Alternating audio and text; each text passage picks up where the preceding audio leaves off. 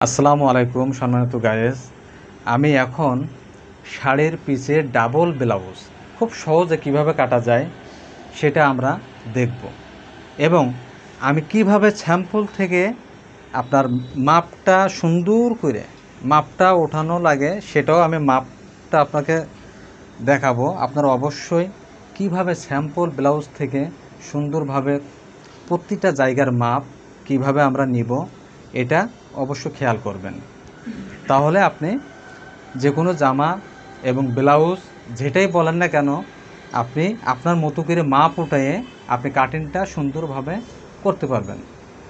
অবশ্য খেয়াল রাখবেন, ব্লাউজটা খুব সেন্সিটিভ জিনিস। ব্লাউজ যদি আপনি 19-20 করে কাটিং করেন তাহলে কিন্তু সেলাইতে গিয়ে অসুন্দর হবে। সেক্ষেত্রে আপনার খুব সচেতনভাবে ব্লাউজটি কাটিং করা লাগবে। ব্লাউজের ভিতরে আপনার খুব মনোযোগের সাথে কাটিংটা কিভাবে সুন্দর করা যায় এটা চেষ্টা করা লাগবে। তা ব্লাউজের ফিটিং যদি ভালো না হয় তাহলে কিন্তু আপনি ব্লাউজ পরে আরাম পাইবেন না বা ভালোও লাগবে না। আসুন দেখে কথা না বাড়িয়ে আমি স্যাম্পল থেকে একটা একটা করে মাপ উঠে আপনাদেরকে দেখাবো। সর্বপ্রথম ব্লাউজটা এভাবে উল্টিয়ে নিব। অবশ্য ব্যাক পার্ট পিসের পার্ট থেকে আপনি সব সময় পিসের পার্ট থেকে মাপটা উঠাবেন। আমাদের লম্বা এখানে আছে 17 ইঞ্চি, এই যে 17। অবশ্যই এটা কিন্তু দেখেন হাফ সলি ব্লাউজ, কিন্তু হাফ সলি ব্লাউজ খুব সহজে আপনার বোঝার জন্য অনেক আপনারা মানে সুন্দরতা ফিল করবেন। আপনাদের খুব সহজভাবে আমি হাফ সলি ব্লাউজ কীভাবে কাটা যায় সেটা আজকে দেখাবো।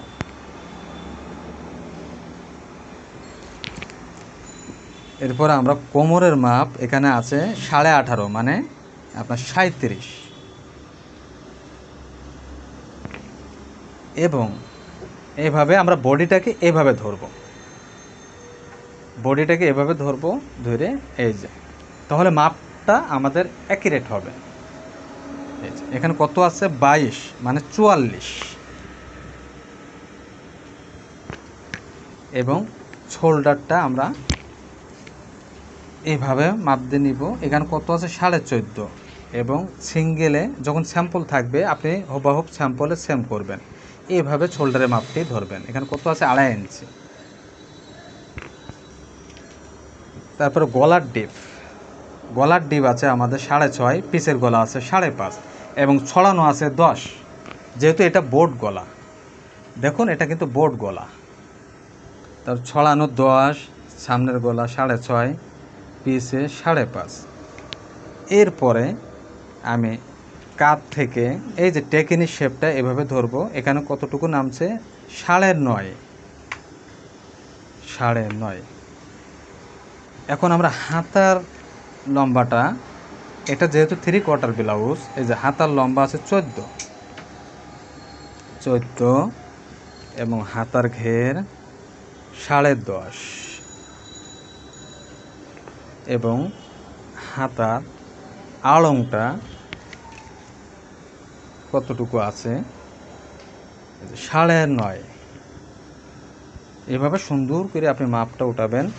এবং দেখেন এই যে ভির যে মাপটা, যেহেতু হাফচলি ব্লাউজে এরকম একটা ভি থাকে, হাফচলি ব্লাউজ আপনারা যখন কাটবেন অবশ্যই এই ব্লাউজটা ফিটিংয়ের জন্য অনেক সুন্দর। এই যে 4.5, এবং এখানে 3, 4.5, 3 হয়ে গেল আমাদের স্যাম্পল থেকে সুন্দরভাবে মাপ নেওয়া। এখন আমরা স্যাম্পলটাকে এই যে সরিয়ে ফেললাম। এটা হচ্ছে আপনার শাড়ির পিসটা আর কি, আর এটা হচ্ছে লাইনিং, ভিতরের ফসটা। আগে আমরা সর্বপ্রথম সব সময় ফসটা আগে কাটবো, মানে ভিতরের যে ইনারটি আগে কাটবো। এরপরে আমরা ওইটা ফেলাইয়া আমরা শাড়ির পিস কাটবো, তাহলে আমাদের জন্য সহজ হবে। তো শুরু করলাম। এখন আমরা এই যে দাগ দিয়ে নিব, এভাবে 1/2 ইঞ্চি সেলাই মার্জিন রাখবো। এখান থেকে 1/2 ইঞ্চি এই সেলাই মার্জিন রাখবো। আমাদের ব্লাউজের লম্বার মাপ কত নিয়েছিলাম আমরা? 17 ইঞ্চি। এই যে 17 ইঞ্চি, এই যে 17 ইঞ্চি। এই যে সেলাইয়ের জন্য হাফ ইঞ্চি এই যে আমি এইভাবে রাখবো।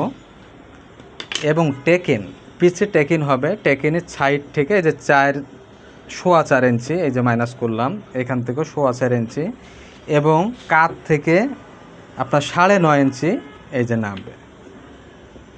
এই যে 9.5 ইঞ্চি নামানোর পরে আমি এখানে এই যেভাবে একটা দাগ দিয়ে নিব। এবং আমাদের শোল্ডারের মাপ কত রাখছিলাম আপনার? 14.5। তাহলে আমরা নিব এখানে 15.5, হাফ ইঞ্চি আমি সেলাইয়ের জন্য রাখবো। এবং গলার ছড়ানোটা আমাদের কত ছিল? 10 ইঞ্চি। তাহলে আমি নিব এখানে 5.5 ইঞ্চি, মানে 9.5 ইঞ্চি নিব। তাহলে হাফ ইঞ্চি সেলাই আমাদের মার্জিনের জন্য অবশ্যই লাগবে।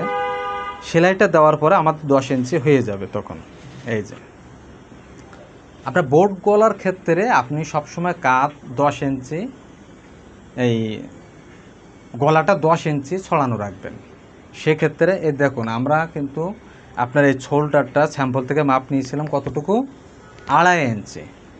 এই দেখুন আমাদের সেলাই মার্জিন মাইনাস করার পরেও এখানে 2.5 ইঞ্চি আমাদের আছে। এখন আমরা এই কাত থেকে আড়ংটা নামাবো 6.5 ইঞ্চি। এরপরে আমরা এভাবে দাগ দিয়ে নিব। এই যে আরেকটা দাগ দিব। দেওয়ার পরে আমাদের বডি ছিল কত? 44। সেক্ষেত্রে আমরা 4টা ভাগ করব। তো 4 ভাগের 1 ভাগ হইলে এই যে 11 ইঞ্চি, এবং কোমরটা ছিল 37। সেক্ষেত্রে আমরা এই যে 9.5 ইঞ্চি, মানে 9 ইঞ্চি 2 পয়েন্ট আমরা এখানে ধরবো এভাবে। এরপরে 1 ইঞ্চি আমি যে পিছে যে একটা টেকিন আছে, এই টেকিনের জন্য 1 ইঞ্চি এখানে আয় রাখবো। এই যে এখন দাগ দিয়ে নিলাম। 1 ইঞ্চি স্কেল, এই 1 স্কেল পরিমাণ আমি সাইডে কাপড় আয় রাখলাম। এখন আমরা এখানে রাউন্ডটা কিভাবে দিব? এখানে রাউন্ডটা আপনার এখান থেকে এই যে 4 ইঞ্চি নামাবেন, আর এখান থেকে 1 ইঞ্চি এই যে, তাহলে এখান থেকে আপনি আস্তে আস্তে আস্তে আস্তে এভাবে দাগটি এভাবে মিলিয়ে নেবেন। আর আমাদের পিসের গলার ডিপ ছিল 5.5।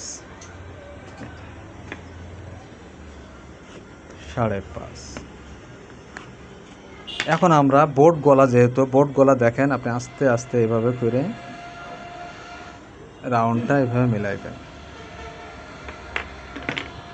দিয়ে আমরা কাটিং করে ফেলাবো।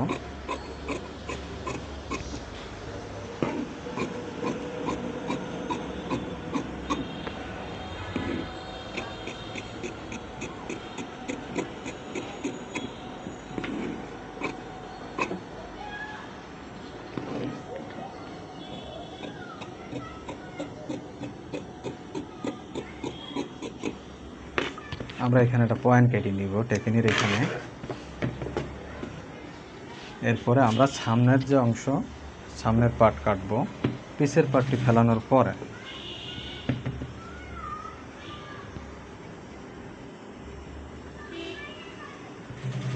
আগেই বলছিলাম যে হাফ ছলি ব্লাউজ আমি খুব সহজ উপায়ে আপনাদের সামনে কিভাবে কাটলে আপনাদের জন্য বোঝার জন্য সহজ হয় সেটা আমি দেখাবো। এই ক্ষেত্রে আপনি নিচের এই অংশ থেকে 2.5 ইঞ্চি কাপড় এভাবে বাড়তি রাখবেন। 2.5 ইঞ্চি কাপড় এভাবে বাড়তি রাখবেন, এই 2.5 ইঞ্চি। আর সাইডে 1 স্কেল পরিমাণ। সবসময় সামনের পার্ট পিসের পার্টের চেয়ে সামনের পার্ট বড় থাকবে, সেই হিসাবে আপনি 1 স্কেল পরিমাণ এভাবে বড় রাখবেন। আর এইখানে আমি 2.5 ইঞ্চি বেশি রাখলাম। আর সাইডে আপনি হাফ ইঞ্চি সেলাই মার্জিন রাখবেন আয়ের সাইডে।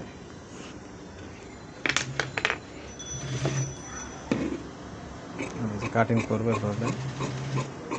আমি নিচে কেন বেশি রাখলাম? নিচে আপনার যখন হাফ ছলি হবে না, নর্মাল ব্লাউজ হবে, সেক্ষেত্রে আপনি 1 স্কেল পরিমাণ আপনি বেশি রাখবেন।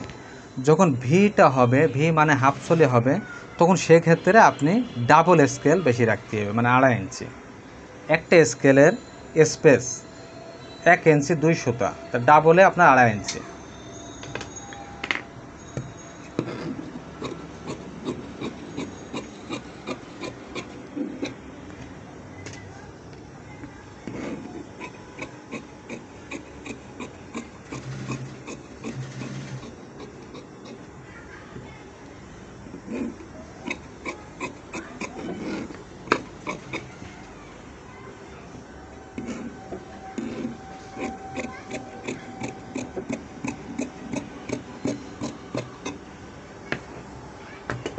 এখন আমরা এই যে পিসের পার্টটি সরিয়ে নিব। নেওয়ার পরে আমরা গলার এখানে যে দাগ দিব, এবং গলাটি আমাদের ডিপ ছিল 6.5, সেক্ষেত্রে এই যে 6.5 ইঞ্চি ডিপ আমি কাটবো। এভাবে একইভাবে আমি বোট গলা আপনারা হালকা ভাষায় এভাবে দাগ দিয়ে নেবেন, তাহলে বোট গলাটি সুন্দরভাবে নৌকার মতো হয়ে থাকবে।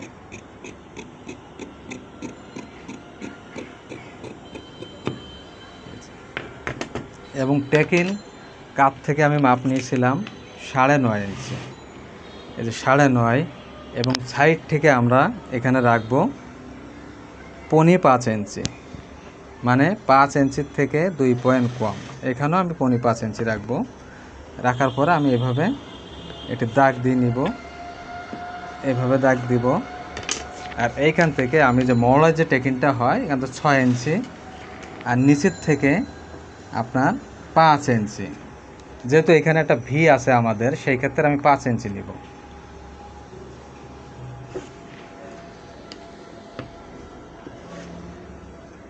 এখন টেকিনের স্পেসগুলি আমি মানুষ বিশেষ বা বডি বিশেষ আমি আইডিয়া করে দিব। সেক্ষেত্রে আমি এই যে 2.5 ইঞ্চি, এখানে 2.5 ইঞ্চি, এখানে 2.5 ইঞ্চি, এবং এখানেও 2.5 ইঞ্চি।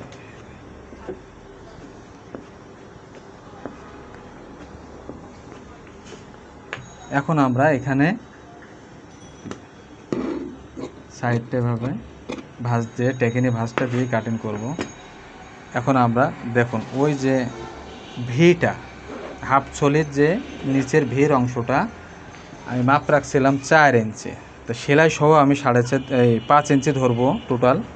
নিচে হাফ ইঞ্চি, এইখানে হাফ ইঞ্চি মাইনাস যাবে, এবং এইখানে আপনার 4 ইঞ্চি ধরার পরে স্কেল দিয়ে আমি এভাবে সুন্দর করে এই যে দাগ দিয়ে নিব।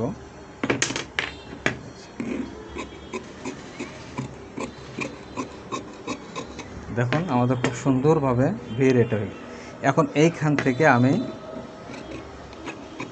শেপটা সবসময় ক্লিয়ার করব।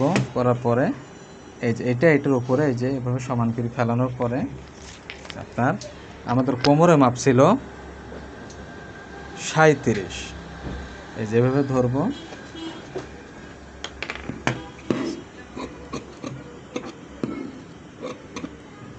দেখুন আমাদের কিন্তু এই যে হাফ ছলির পার্টটা খুব সহজভাবে এই যে বাইরে গেল। এরপর আমি এখানে টেকিনিক পয়েন্ট কেটে নিব, সব সাইডে টেকিনিক পয়েন্ট কাটবো। এবং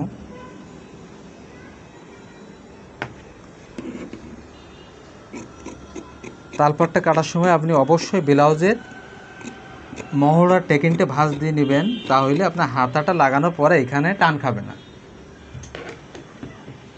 এখন আমাদের সামনের পার্ট কাটা হয়ে গেল, পিছের পার্ট কাটলাম। এখন আমরা হাতা কাটবো। আমাদের হাতার লম্বা রাখছিলাম 14 ইঞ্চি।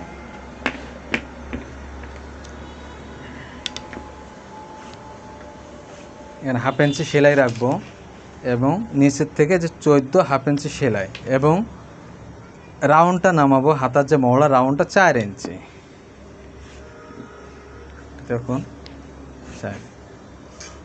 আমাদের মহড়াটা ছিল 9.5 ইঞ্চি, এই যে 9.5, এবং হাতার ঘেরটা ছিল 10.5, এবং সেলাই মার্জিন আমি পাশে এভাবে ধরে সেলাই মার্জিনটাও পাশে রাখবো, এভাবে দাগ দিয়ে নিব।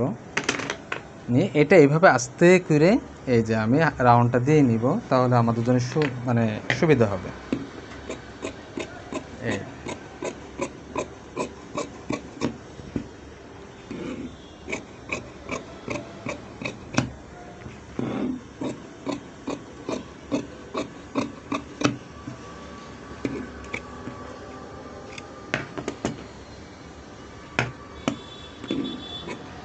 আমি তালপাটি কাটলাম। তো দেখলেন আমরা খুব সহজে হাফ ছলে ব্লাউজ খুব সুন্দরভাবে আমরা কাটিং করলাম। এটা আমাদের পিসের পার্ট। এটা আমাদের সামনের পার্ট, এটা আমাদের হাতা। এটা হচ্ছে হাফ চোলের যে ভির অংশ, এই ভিটা আমাদের টেকিং দেওয়ার পরে তখন আমরা এখানে এই যে সুন্দর করে এভাবে এভাবে সেটিং করব। এখন আমরা যেহেতু এটা ডাবল ব্লাউজ হবে, কিভাবে আমরা শাড়ির যে পিসটা আমরা কাটব।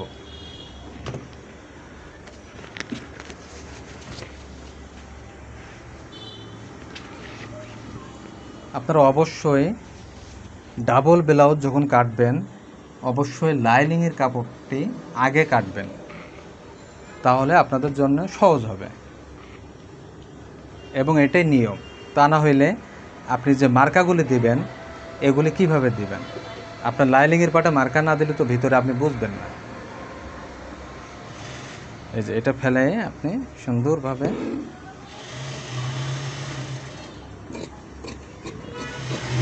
সমান করে কাটবেন। এটা একটু বাড়তি রাখলে সমস্যা নেই, পরে ওইটা আমরা মাইনাস করব।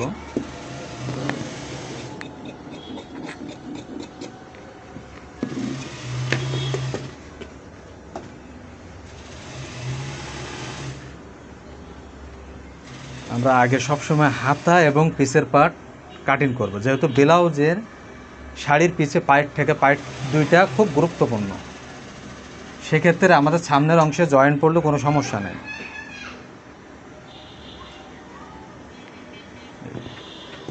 সবসময় এটা আমরা খুব কেয়ারফুল থাকবো যে সামনের পার্ট এবং পিসের পার্ট এবং হাতা আমরা সবসময় আগে কাটিং করব, তা না হলে আমাদের ব্লাউজটা কিন্তু নষ্ট হয়ে যাবে।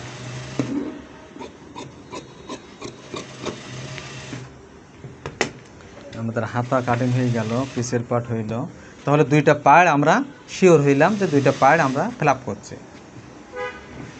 এখন এবার দেখুন আমরা সামনের পার্টটি এখান থেকে মিলিয়ে কাটবো, যেহেতু অনেক ক্ষেত্রে আপনার শাড়ির পিসটি ওই পরিমাণ থাকে না, ওইখানে একটু কম থাকে।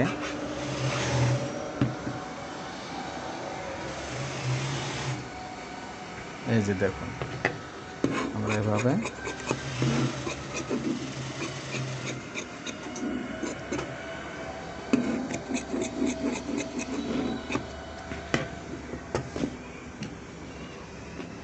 কাটা হয়ে গেল। এখান থেকে আমরা ভির অংশটা নিব।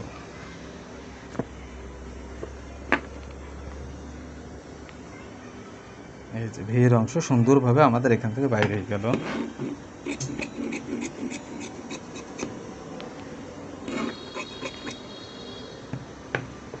তো অবশ্যই আপনাদের সহজ করে বোঝানোর চেষ্টা করেছি, আপনারা অবশ্যই বুঝতে পারছেন। তো আমার ভিডিওটি যদি আপনাদের ভালো লাগে, যারা নতুন আছে এবং অন্যরা যারা দেখে নেয় আমার ভিডিও, তাদেরকে দেখার সুযোগ করে দিবেন এবং বেশি বেশি আমার ভিডিওটি শেয়ার করেন, সাবস্ক্রাইব করেন। আপনাদের প্রতি অসংখ্য দোয়া রইল। ধন্যবাদ, ভালো থাকবেন, আল্লাহ হাফেজ।